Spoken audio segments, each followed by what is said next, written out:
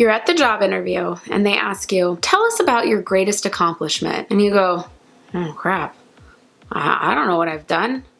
Well, we need to prepare for this question. So that's what I'm going to help you do today. Today we are going to talk about how in the heck do you answer what is your greatest accomplishment and why. So I'm Cassandra and I help motivated professionals build their careers and businesses through practical tips to gain career confidence. And let's get started. Now, for some of us, I think the what is your greatest accomplishment question is actually harder to answer than the what is your biggest weakness question.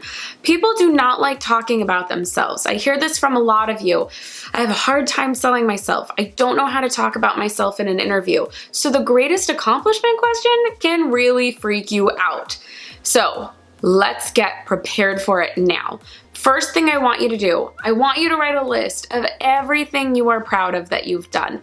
This could be work-related or personal. Now, I will be honest that some of the personal things probably aren't the right place to write them in or to say them in the interview, but we're not there yet. Just write down anything you are proud of that you've accomplished. It could be running a marathon. It could be turning that giant project in on time and your boss telling the whole office what a great job you did. You choose. Okay, so you've got a list. Now I want you to go back to that job description and look at what they're asking for. Also read over the company values on their page and see if any of your accomplishments match something in the job description or something in their values. So if they say, we value endurance, we value persistence, talking about how you ran a marathon and how you trained for it and got up every day and ran 13 miles on a Saturday to practice for the race down the road and then ran 26 point whatever miles, that demonstrates persistence. That demonstrates, obviously, endurance. So it might be a good fit. You want to be looking at that job description, the values, see what you've done that matches those. You are going to answer in the STAR method formula. So take that story and write it out as situation, task, action, result. So I decided that I wanted to get healthy in 2019, and so I downloaded something from Pinterest that was a checklist of how to run a marathon in a year. And I decided to dedicate this much time every day. So that was the situation. Now the task. I decided to dedicate a specific amount of time every day to run. And I marked those times on my calendar. And then the action.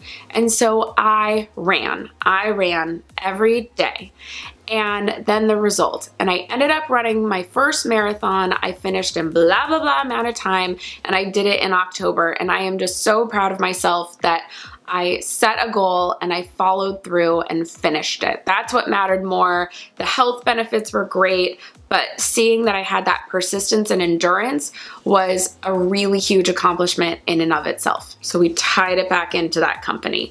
So you want to use the STAR method. Now, I think it sometimes helps to know, why are they asking this question? What the heck is this for? Number one, they're trying to see your work ethic. Do you finish what you start? When you put your mind to something, how do you execute it? It also shows an example of how you work, right? Were you dedicated and got up every morning at 5 a.m. to complete that goal? Or did you set a certain time aside at work? Or did you do like a boot camp style? You crammed that project into one weekend and you went hard for the weekend and you still finished it with great results.